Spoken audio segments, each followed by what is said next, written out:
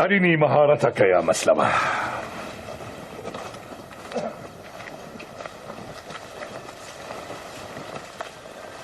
السلام عليك يا خليفة المسلمين. وعليكم السلام. محمد بن علي وجعفر بن محمد، أهلا بكما ضيفين كريمين. وبكم يا خليفة المسلمين. شاركنا يا أبا جعفر لنرى إن كانت مهارتك في رمي السهام كمهارتك في رمي الباطل من الكلام. إني قد كبرت على الرمي، فإن رأيت أن تعفيني تفعل خيرا. والله الذي أعزنا بدينه ودين نبيه لن أعفيك. ومن أين لأهل الكتب والقراطيس بالرماية يا مولاي؟ سنرى يا أبرش، سنرى.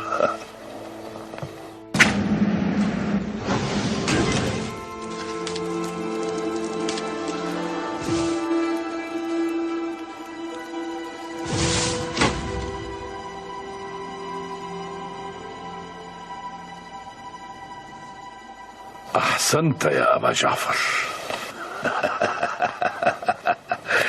هكذا هم شيوخ بني هاشم. أريدك أن تكمل.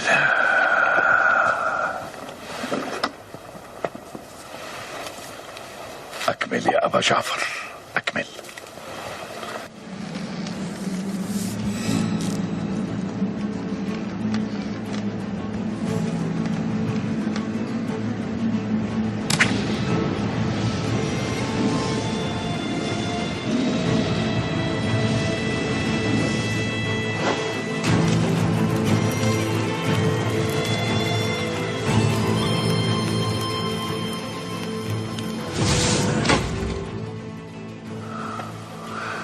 أجدت يا أبا جعفر، أجدت.